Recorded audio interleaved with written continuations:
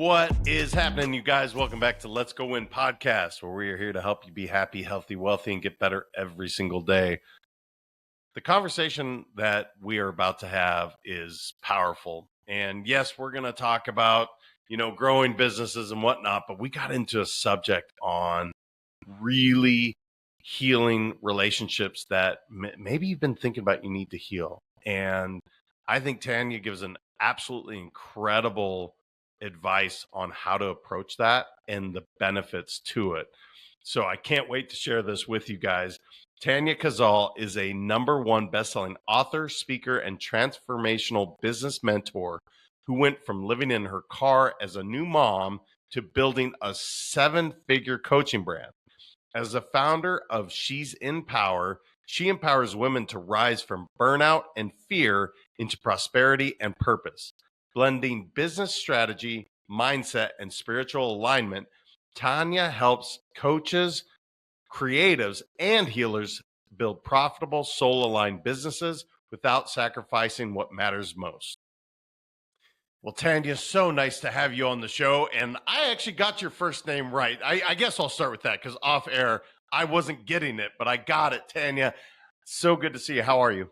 I'm great. Thank you so much, Jam. I appreciate it. Oh, it's my pleasure. So, there's got to be a story, a big one at that, when you go from living in your car with a newborn. Is that correct? No, I was living in my car before a newborn. Okay, Yeah. thank goodness. But still, living in your car to what your success today, that's remarkable. I would love to hear kind of, how does that come to be to go from there to what you've arrived at? There's some serious transformation. Yeah, no, thank you for that. So, I grew up in community housing. So it's not like it was abnormal to see that poverty life, right? And I got to a point where I'd work and then I was laid off and then I'd work and I was laid off. And I was always one that kind of stood out in a sense of I spoke my truth and I did whatever I wanted, no matter what anyone was telling me, which works for me now. But it did create a lot of chaos between my family and I for a while. And so it got to a point where I had lost my job. I had defaulted on credit cards for about 6 months. And I got kicked out of my home. And I was living out of my car, which was going to get repossessed. So it was really Mm. ironic because I was like, my car can't get repossessed because this is where I'm living right now. And I had all of my stuff in garbage bags in my car, waiting for a subsidy check. And what's crazy is at that time, I was like, okay, I guess this is my reality right now. And I think that just it takes hitting a rock bottom where like I've got no it's the worst in terms of shame and pride and all of this stuff. And then I just said like, no, I'm not, no, I meant for more. I meant for more. I'm not going to stop here. And I just started applying for so many jobs. Like I was just no longer allowing myself to play victim to my Mm. story, right? Which I could justify, what my parents did to me. I could justify all of that, but I said, no, I'm going to become bigger than my story. And I just started to apply for jobs and do all of that. And then slowly was working my way up the corporate ladder. And then I started to realize like, I've got the skills, I've got the knowledge, I've got the story and the talents and all of that to actually do something out of it. And so as I worked my way up the corporate ladder, I eventually realized that I can also become an entrepreneur. When you grow up in community housing, you never think like nobody around me is an entrepreneur. Everyone's working paycheck to paycheck jobs.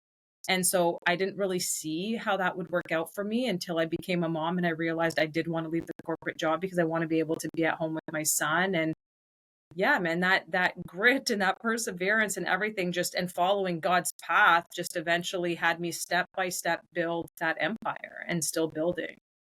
Wow. I have to imagine, though, I just put yourself in that spot again, if you can, to say, gosh, this is literally rock bottom. To pick yourself back up, that takes a hell of a lot of grit. That takes determination and I guess fortitude and all of these, words that you're powerful to say, you know what, I do believe in myself regardless of the position I'm in today. Let's pick ourselves back up and let's get after. Was it literally just starting with looking for the job or if you can put yourself back for a second, Yeah. I'm So just I curious. actually I remember thinking like who's going to hire me? Where am I going to work? Like I did just finish school too, so I'm like I'm not totally deadbeat. But I actually started by just asking friends, like, do you know someone that's hiring? Do you know anyone who might want to hire me? Because I at that point I didn't have enough confidence to actually apply for jobs. I think maybe I was afraid of the rejection or whatever it was.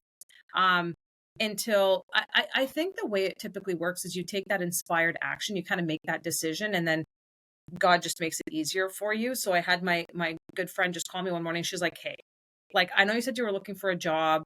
This company is hiring. They don't pay very much, but I could probably get you in." And I was like, "Do it. Like get me in. I just need a job, please."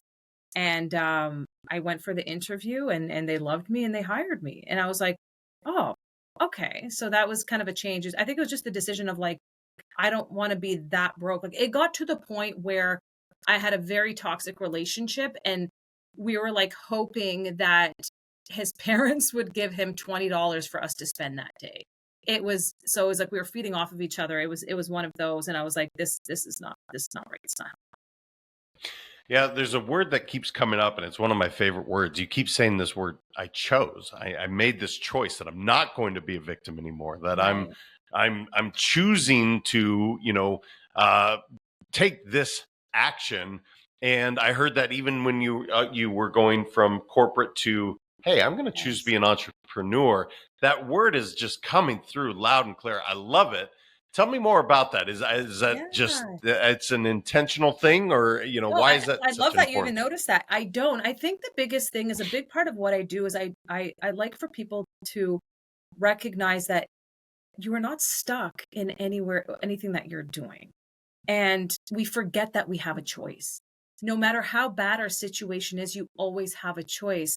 But I think we've just kind of grown to a society that makes us feel like we're stuck in our situations, we're stuck in the relationship, we're stuck at the job, we're stuck in a mortgage, we're stuck, versus like, I love to use like, there's a choice. At the end of the day, you have a choice, regardless of what that choice is. Whether you choose to stay stuck is a choice. Whether you choose to say, no, I want to create something more. And I think that once you allow yourself and decide that you're right, actually. I have a choice, and I'm either choosing to stay exactly where I am or to evolve, is really powerful. So it's not intentional, but clearly it's breaking through for a reason. No, I talk about this often in coaching. So when you said, I'm like, gosh, there's so much power in that. Speaking of power, the founder of She's in Power. Tell me more about that. That's a pretty badass title, and Thank obviously you. it's your purpose. So tell me more about what it's all about. So She's in Power was recently born, actually, very recently, because I spent years working with thousands of people on their health, right? Being Tana the herbalist. And then I spent years working with hundreds of people building the business. So what happened is I got into the health space because I watched my mom on her deathbed on so many pharmaceuticals. Hmm. And then I was like, no, there's got to be something natural that I could do for her. I went down that rabbit hole. I got her off of her narcotics, which even the doctors are like, there's no way. And then I was like, oh my God, I need to share this information with everybody. And I became so immersed and passionate about it, which is a big part of She's Empowered. It's like, how do I find my purpose? How do I find what I'm actually passionate about? Because I find that 99% of people have zero idea and end up, on their deathbeds being like, I wish I found it. And so from that is where I built my business and the drive to say, I'm going to leave the corporate world. And then people started asking, well, how did you leave the corporate? How did you build your business? And so I started to help people do that. But there was a gap in a sense of after working with so many people, I was like 80 to 90% of the work that I do with them, because you understand coaching, was not even business related. It was their limitations. It was the imposter syndrome. It was their marriage falling apart. It was their scarcity mindset. It was everything else that's actually inhibiting the growth in their business. And so that's when I sat back and I said, what am I doing? I didn't go through these toxic relationships and break free from it to find a loving, happy marriage. I didn't live out of my car to build the business that I have now to just teach people business strategies. I didn't go through the relationship I had with my family to having a very healthy relationship with my family to just teach business. And that was my aha moment. I said, I need to create a community that actually teaches women how you can have it all and find the alignment in mission and marriage and motherhood and money and all of that stuff, because I'm living proof of it. And so I created that community to say, we can talk business, but we got to talk about everything else that's going to help you become the CEO of your life in every sense of the word. So is that they are attracted to you initially for business and then you give them what they really need? Is that kind of the way it works, or do you have all walks of life saying, you know All what? walks of life, and she's empowered. Yeah, Okay, all walks of cool. life. So it's like we have people coming in that are kind of like, um, I'm a mess. I've been wanting to get out of my corporate. I have no idea where to start. How do I find my purpose or my passion? Some people are just coming in because, look, I just want to be in a community with women who are trying to level up. I have other people who are like, I thought, because it's like almost like they want the chocolate, but they need the broccoli. So it's like they're coming in and we're giving them what they actually need. We work through the wheel of life, which I'm sure you know. And many people think like this is where I need to spend my energy. But all of these sections are the ones that actually need the TLC, because if not, it's bleeding into the other parts of their lives. So we talk all things. We talk career, we talk mindset, we talk just healthy overall habits. We talk about finding that purpose, how to find that balance and let go of that mom guilt and the shame and all of that stuff that happens when you feel like you have to compromise your purpose with being a mom and all of that stuff. There's a lot of like breakthroughs that happens in that sense to allow you to build financial freedom. So it's like the spiritual, the emotional, the mental, the financial freedom that you need to build. Yeah, I love the chocolate broccoli thing. I think that's a great analogy. One thing I always say is I sell them what they want and then I give them what they need. Exactly. Trying to sell them broccoli, they're like, no, dude, I want the chocolate, you know. That's it. That totally makes sense. It seems like it seems like it's been kind of a easy transition for you to go from corporate into this entrepreneur space.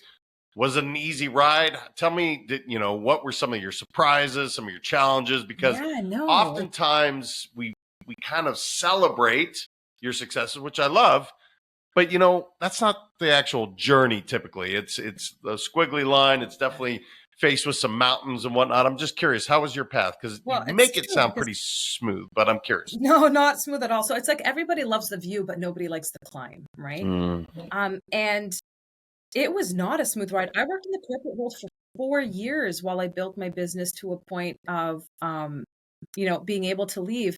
And I think it has a lot to do with it was hard. Like I was back at work full time with a 7-month-old who was at home with me full time because I couldn't afford to be off work. And this is when I was building my business. So I was there full time. Thank God I was able to at least work from home. But it was like, and I had quotas and everything. So it wasn't an easy job. It's like, I'm full time, have the baby with me, baby's napping, I'm working, there's no resting. Baby's at sleep at night as I'm working on the business, I'm doing all of the stuff. And it was hard. Like there was many days where I'm just bawling and the only thing keeping me going is future pacing. Allowing myself to just be so caught up in that vision that I'm trying to get to that it would just keep me going even though it was straight survival. And there was one day I remember because I had started off with the tea business and I thought that this was the thing. I was in store like shops and all the stuff, and I had this one big tea order and I should have been really happy. I think it was like $65 in profit for a big order. And I just sat down. And at this point, I was in my basement and I had like cardboard on top of my washer and dryer. And that's how I was putting my orders together. And I just sat down on the floor and I was bawling. And I was like, there's no way I'm going to be able to leave my job like this. What am I going to do? All that stuff. And so these moments happen all the time where you feel like you're a mess and you don't have the time, you don't have the energy, and you're burning out. Um, but that's where a lot of people give up versus saying I'm in the valley of despair right now. I'm either going to choose to go back to the first shiny object, or I'm going to say no. I got to figure it out. I got to do what I got to do to get to that next stage. And so that's exactly what I just kept doing for years until I was just shown the next sign and I'd say, okay, I'm going to follow it. I have no idea how it was going to happen. I just kept inspired action, right? As long as I'm taking action, and then the next sign would show up for me and I'd say, okay, I'm going to try that. I'm going to try that. And eventually it was just taking off and eventually just worked out the way it was meant to. Well, I'm hearing obviously faith. You've mentioned God a couple times. Signs. I'm hearing some of these things where you have a belief or a faith that there's something out there for me. And I'm Yeah. not saying it's predetermined, but there's things. If you recognize those opportunities, as you said, you're in the valley of despair, and it's like oftentimes I think that's where people don't see it. It's like bullshit, man. Yeah. My life is hell. Let me Right. tell you, a woe is me story. but yet there are still those signs. Is that accurate? That's kind of the idea that, you know what, have faith no matter where you're at. And I know that can be tough, It's so hard. but yeah, can you talk We're about that a little bit? I Yeah, just, so I mean, we're a society, a human being that likes control, and we don't like to not know what's gonna happen and how it's gonna happen. How I started to actually really grow my faith was in one of the darkest times. So even living out of my car was probably not as dark as the point that I was in my late 20s, and here I am working a job that I hated. And this is the same job that I got into after living out of my car, but it got to a point where it was paying me not enough. I was working like 11 a.m. till 8 p.m. I had no life. I was in yet another toxic relationship because I watched abuse in my home. So for me, that was normal. That was healthy. And I was now living out of my friend's house who had another toxic household because she was going through a divorce and her husband would show up in the middle of the night and wake us up and all of this stuff. And I ended up actually, JM, inducing stress induced hives for 6 months, head hmm, to toe. And I didn't know it was stress induced hives. I'm talking about like it was awful. Like I didn't want to go in public because what it looked like. And I saw dermatologists and allergy specialists, and they were just medicating me with antihistamines and everything until I realized that it was stress induced hives. So everything in my body was telling me that, like, you're not happy, you're in misalignment. And I remember another breakdown, total breakdown. And I was like, this sucks. Like, I'm in my late 20s. I hate my job. I hate my relationship. I hate where I live. Like, what am I? And I just remember I said, my choices are clearly not working for me. I'm surrendering to God. And I said, God, show me what you're capable of. Show me what that looks like. And it was very hard because I remember I just surrendered to a point of saying, like, I'm relinquishing control. I'm fully relinquishing control, which is very hard for people to do. And I woke up one morning and I ended the relationship that I was in. And I walked within the same 24 hours. I walked into work. I quit my job without even having another job. And I'm still trying to repay all of the debt that I have accumulated. The same day that I quit my job, I drove to my friend's house, packed up all of my things in my two-door coupe, and I moved back into my parents' house. And luckily, my parents took me back in. And I remember sitting outside their house and I was like, okay, wow, I'm late 20s, no job, single again, no money, broke as hell, back at my parents' house. I felt a complete failure. And I was like, but God, I'm trusting you, because I kind of felt a little bit of a relief. And what people don't understand is when you make those really tough decisions, everything changed. In a matter of months, I got a job that forever changed my life, like a six-figure corporate job. I got with my now husband at my little brother's wedding. And how amazing the universe, God is that corporate job that I was at, they have quarterly bonuses and they haven't hit a quarterly bonus in years. And I came in that first quarter, they hit their first quarterly bonus. That was exactly enough to pay for a down payment for a home within months. My entire life shifted so much faster and better than I ever thought because I just surrendered and allowed it. And from that moment forward, I said, God knows what I don't know. And if I left it to me, I would never be where I am right now. And so that's what strengthened my faith to say, I'm okay with trusting the unknown because it's so much better than what I'm probably imagining. there's a massive thing that happened too that I heard. You kept saying I was in an abusive relationship or I was in a toxic relationship. I don't mean to put You're it right. on there, but toxic relationship, and yet you surrender to God. You surrender to, like, look, I'm putting up new boundaries. I'm leaving this area that I'm living in that's not healthy. And the point I'm trying to get to is that it allowed you to then show up, I'm guessing, in a different way to find your husband now that is not a toxic relationship, that's not an abusive relationship.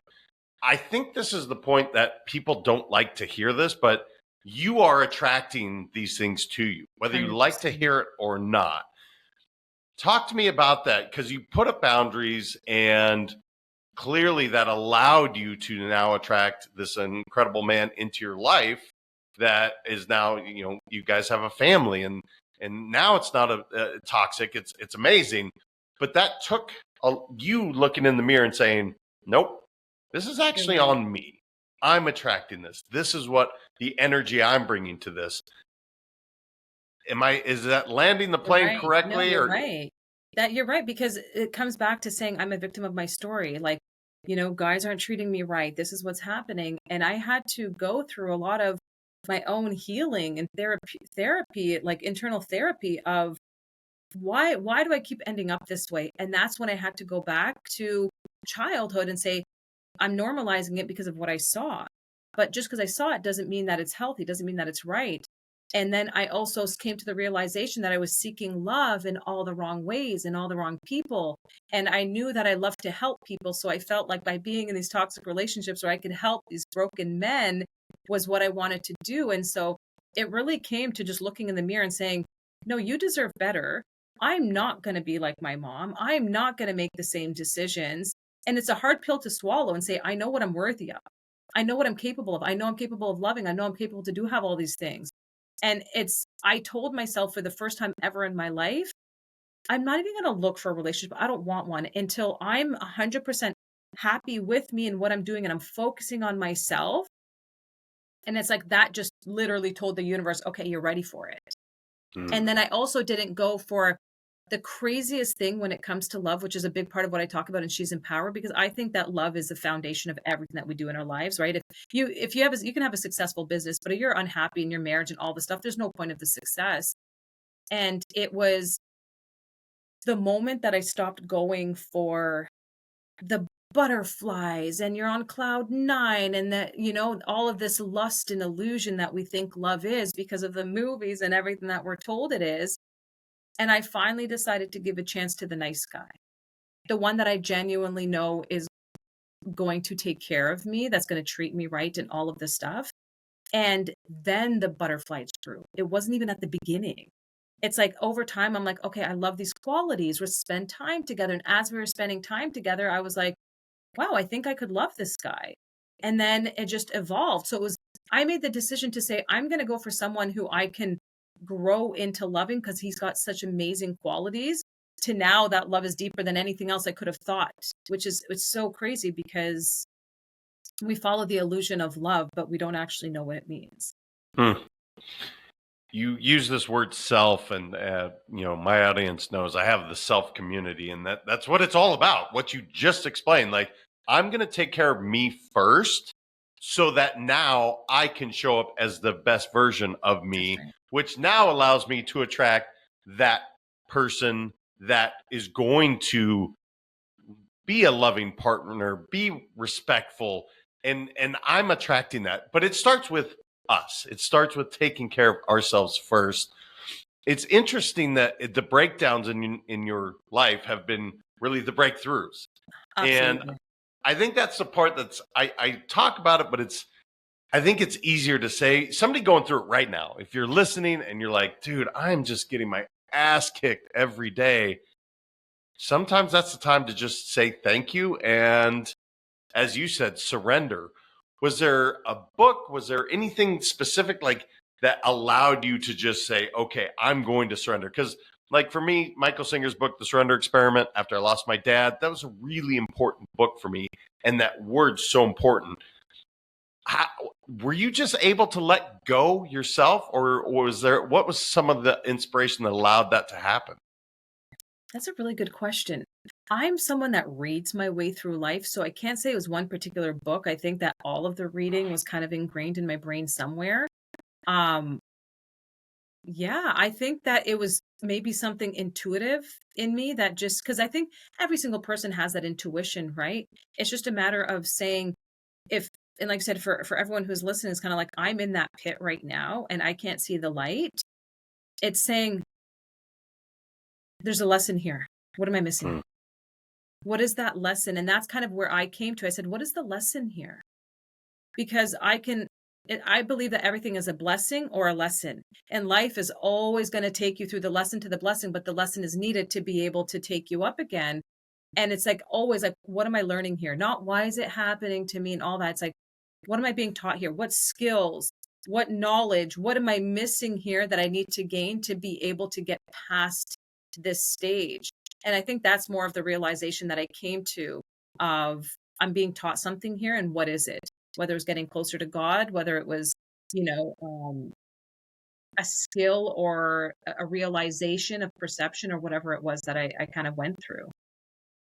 Yeah, I get in my own head when I get in these spots, and and I'm just sharing this with the audience. So, like, guys, I get stuck here, and then I have to journal, I have to write, I meditate, I do all of these things so I can get out of my head, and then start to recognize, as Tanya just said, the blessings, the lessons. They're there, right? Life is not sunshine and rainbows. That's not the way it works. But some of these lessons are some of the most important ones.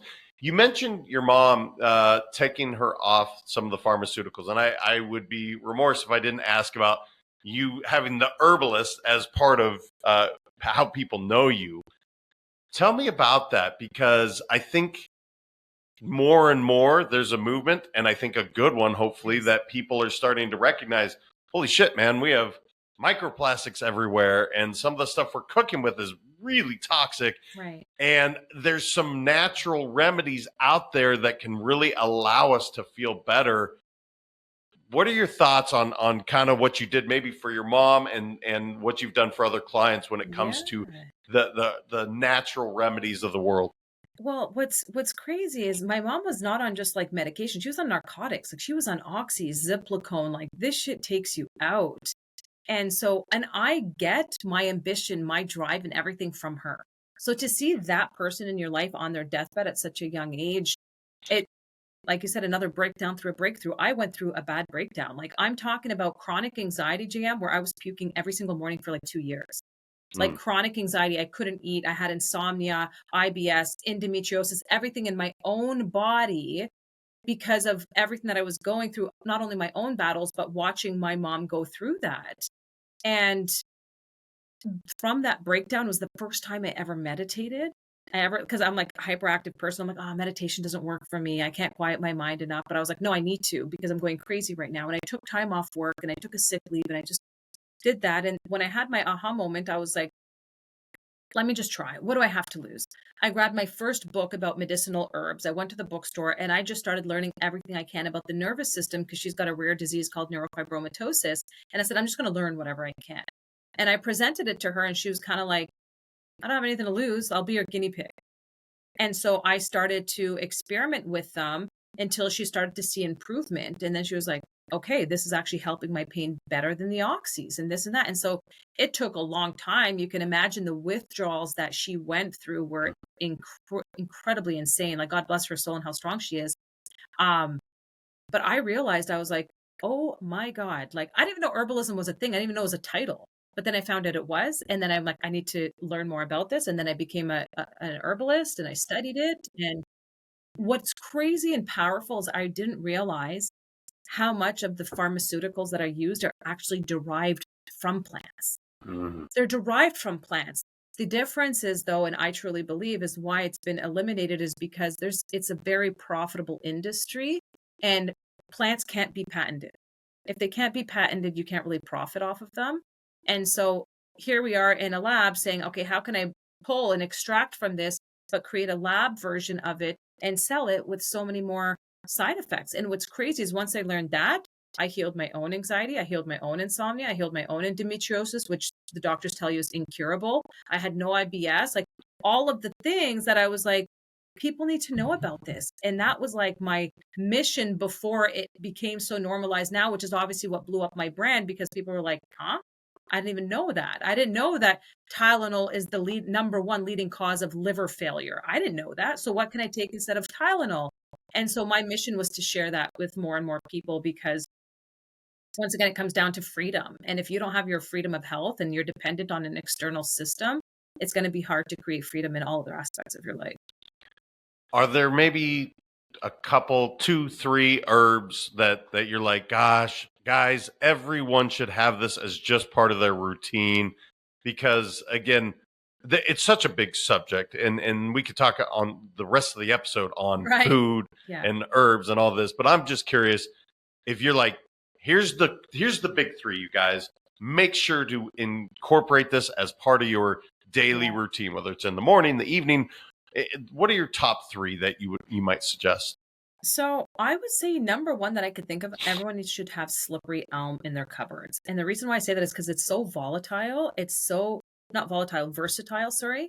And slippery elm helps with constipation. And it's not like a laxative. It actually cleans out the intestine. So it removes all the morbid matter that's probably been building up for years. But it's also really good for coughs. It's really good for um, acid reflux. It's really good for so many things. So it's such a powerful.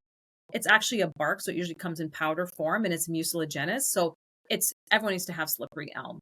Um, the next one that I would say, especially because like mental health and anxiety and all this stuff, there are so many herbs that can help with the nervous system. I personally love skullcap.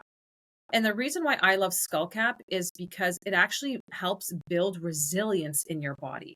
So it's not that it's like you can take valerian, which is essentially where Valium is extracted from, and it's kind of a little bit of a very mild sedative, which is cool. If you're really having a panic attack, do that.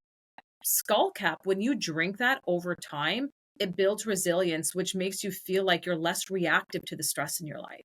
So that Mm. actually has a longer term effect. And I love that because that's what long term helped me to be like, huh, things that would normally trigger me or upset me are just not as much anymore.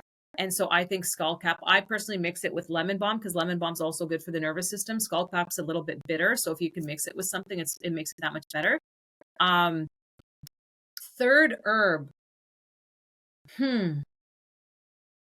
I mean, there's so many. You're asking an herbalist, what are my top three herbs? I would probably say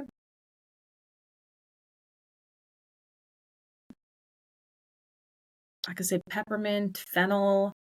I personally love fennel because it's similar to slippery elm, where it's very versatile.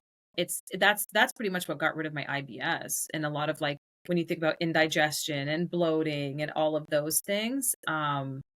And overall really healthy. Peppermint is underestimated because peppermint's also it's a blood stimulant. So it actually helps increase blood flow in the body. So when people are having like heart issues and those things, I personally think, or blood clots, peppermint is one that you can mix with the skull cap and just drink it and you're getting the benefit of multiple herbs in one. Awesome. Well, look, I hadn't heard of slippery elm, so I'm interested. I love all of these because look, if we can help cure so much of these things without going to pharmaceuticals, because yeah, that might treat but it's not getting to the root cause, right? It might Right. treat the symptom, but there's so much more that goes to it. We don't have to make the rest of the episode about it. I just thank you for sharing that. Of course. So what are you working on now? What's like really getting you fired up when you think of your community? I know is important to you, but what's on your radar that you're like, gosh, you guys, this is so good. This is what's on my heart and mind right now. So funny enough, I mean, She's Empowered literally launched last week, and we've had so Oh many people wow. join already. So that's probably my biggest focus. But relationships, Jam, relationships with your parents, relationship with your partner, relationship like I'm so into effective communication and learning how to communicate from communicating your feelings to communicating it and healing those relationships in your life. Um, I would say that that's like one of my biggest passions right now because I'm realizing that almost anyone that I talk to has a broken relationship in their life that bothers them, but they've just almost like, I wouldn't even say made peace with it. They're almost like, it is what it is. But I was like, well, no, you can repair it if it's important to you. If God forbid they die tomorrow, are you okay with it? And if you're not, you need to repair it. And I've done that. I've repaired my husband and his mother's relationship who didn't talk for 5 years. I've repaired my relationship with my parents, my siblings when we didn't talk for a long time, like to the point, not just repair, to the point that we probably have the best relationship we've ever had, where it's genuine love and it's helping people realize that you were coming from a place of a wound, right? And so that's where my passion is because I'm realizing when you can fix those relationships, you have a different kind of support and drive in you that's going to move the needle forward in whatever you're working on and wherever you're going. It starts to heal your imposter syndrome. It starts to heal your confidence. It starts to heal your health even. by healing the relationships in your life and learning how to communicate versus avoid it or suppress it and all of those things that lead to the mental health issues and all of that. So I realized that this is a big root problem because I worked with thousands of clients doing health consultations for so many years. And I can tell you the healthiest people in terms of diet, exercise, filters in their home, like they're doing everything, but they've got cancer. And then when you get to the root of it, they don't know how to forgive. They don't know how to turn the page. They haven't spoken to their mom in 3 years. Like these are things that will release more cortisol and create sickness in the body than anything else. And so I have a big passion right now in helping people repair relationships, not just with themselves, but with the people that they love too. Yeah, I think it's a huge subject, and I totally agree with you. My question would be, because it takes two to come to the dance, right? Yes. Where like your husband and his mom, 5 years not talking. That's wow. So we got some buildup here, or certainly like we have some serious walls. Somebody comes to the table and says, "Look, I'm going to be vulnerable. I'm going to come from a place of love, not from ego. I'm really putting myself out there." And let's just say they are shut down. They try to communicate. How do you continue to really get this open dialogue going? Because I think that's where people are like, okay, cool, but I've tried that and I just got shut down and it just Yes. hurt more. Now I built up more resentment. You know what? Fuck that. I'm not doing that again. So this is really good, and it's a deep conversation. I didn't mean to cut you off if you're going to continue, but the biggest thing that helped me heal and help people is if you're going to approach a conversation, you cannot approach it for yourself. You have to approach it saying, first, I want to come to the table and understand what they went through. What is their perspective? Because then you feel more empathy and you almost feel sad for them, and you're coming to the table less defensive and expecting them to understand it. Because a lot of the times when someone is closed off to you is because of what they're dealing with. It's not towards you. So for example, if I were to talk about like my relationship with my mom is a good example. I would get into my husband's, but it's a deeper one. But my mother and I fell off for years because I had an older sister who got all of the attention. I was kind of neglected. And so from a very young age, I was seeking love externally and just distanced myself from my family because, for example, if my sister and I fought, I was attacked by my mom. Like I was always the problem child. And as I started to heal through that, I had to put myself in her shoes and say, what is her perspective? Not that it's justified behavior. It's never justified behavior. But if I can come from a place of understanding, then I think we can communicate that better. And so I had to say, okay, well, what was her upbringing like? Okay, well, she had 16 siblings. My mom was the youngest daughter. She was the 15th out of 16 siblings. She was neglected by her mom. Her dad died when she was 3, so she was even more neglected. Her siblings, all of the stuff. So I was like, okay, so she doesn't understand how to treat each child the same. That's one. Number 2 is my sister had a lot of health issues when she was younger. When I was younger, I didn't understand it. So my mom felt the need to protect her a little bit more because of her health issues. And so when I came to that realization, I was like, oh, it's not that she didn't love me. She was doing the best she can based on her circumstance. And that's not right for me because as a child, I didn't understand it, but I'm making more peace with it. And so then when I approached the conversation, more of I just want to share my perspective. That's not to take away that you didn't try your best because I know that you did. I just want to be able to talk about how I saw it from my perspective. And then I felt like they came for more of a like, I never would want you to feel that way because you're coming from a place of understanding. And so I did the same thing with my husband and his mom because his mom left when he was 13, 14 years old. And so he didn't understand why she just up and left. And that's not right. Any child should not be abandoned by a parent. And so when I got with him and I started to see a lot of anger and suppression, I had to say, it's not healthy. Let's get to the root issue. And it was kind of like, she left me, like this is that. And then his dad was remarried within months. And so he was very much on his own since he was like 14, raising himself. And I had to, same thing. It's not right. But what did she go through? Why did she leave? And he started to try and paint. I said, let's externalize this. Think about it as not your mom. What did she go through? What did your dad do? What happened? How was her upbringing? And he slowly started to build that, like, I'm starting to feel bad. I didn't think about that. And so that's where I started. And then over time, I would keep having those same conversations in different ways until his brain was kind of breaking through. And he said, I'm going to talk to my mom, because she did try. And then when they did, and they met up in person and they talked for like 4 hours, and he just poured everything and crying and all of the stuff. And, cause he was a substance abuser, everything trying to numb himself. And she also needed that. And what's crazy, JM, is the point that she actually lives with us. Wow. And so that's why it's crazy, is if he didn't see it from her perspective, he would always be the victim. Once again, it's never justifying the behavior, but it's saying, if you're constantly only seeing your perspective and not what the other person went through, what wounds they're dealing with, all of the stuff, like his mom didn't come from a loving home at all. She was very shut out emotionally and all the stuff. So once again, just because he's more affectionate and expecting it from his mom. And so that's where it comes down to, is you cannot approach a conversation saying they have to see my perspective. If not, I'm going to avoid it. It's like, no, going in saying like, I hear you and I feel you and I almost feel bad for you. Let me share my perspective so that you could see that too. And I just find that comes off as less defensive and more of an open, vulnerable conversation. All right, guys, we all have homework because we all have that relationship. I know we do. And it's time to just come from a place of understanding, right? And I don't care. This is so powerful what you just said. It's so therapeutic.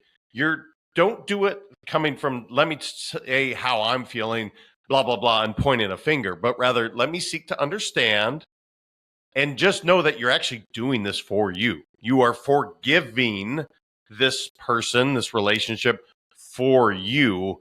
There's so much power in that. That was cool. I know, it made really me glad. teary-eyed because I'm so passionate about it, because I wish if people can heal these relationships in their lives, it would completely change their health and happiness. And that's where my passion is, in helping people do that. Like I can't tell you the amount of marriages that I've saved, and just changing the communication in repairs with their family and all of the stuff. And that changes your whole life.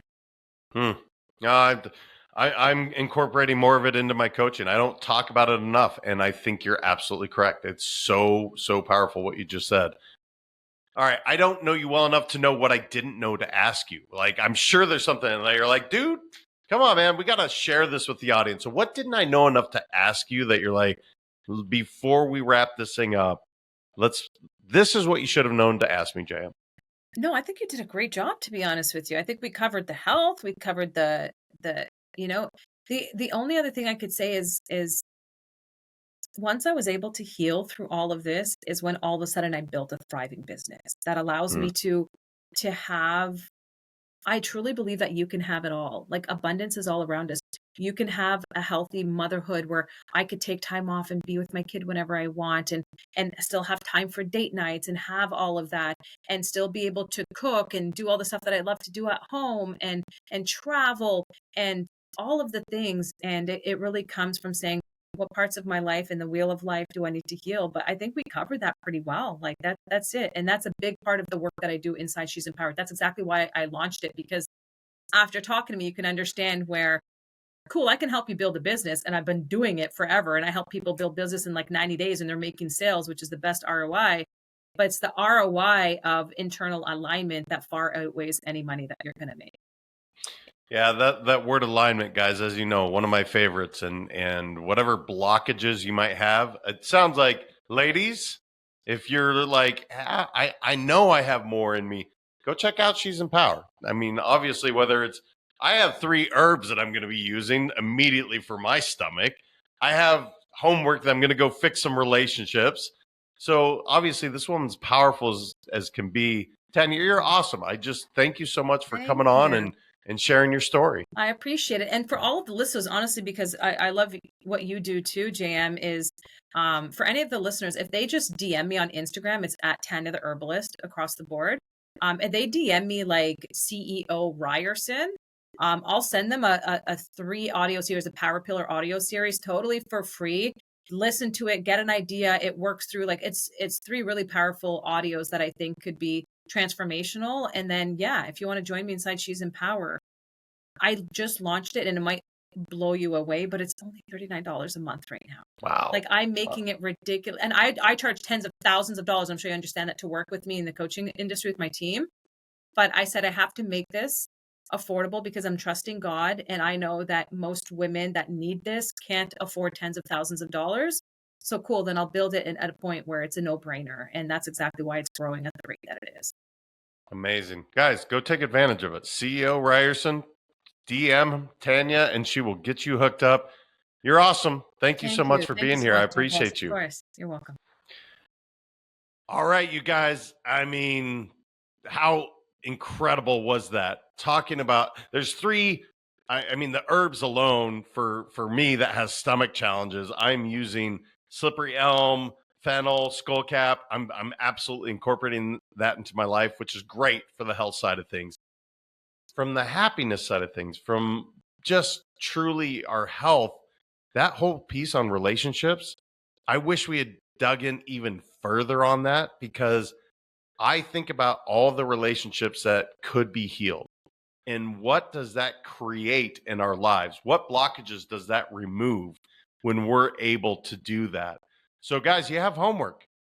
What relationship do you need to repair? And have you gone about it in the way that Tanya just mentioned? Like, really seeking to understand where they were coming from, not coming from a place of judgment. That was so, so powerful. You guys, please make sure to share this with someone you know, love, and care about. I cannot wait to hear about some of those relationships you healed, how powerful that was. Until next time, I appreciate y'all. Remember, your mindset matters. We'll talk to you soon.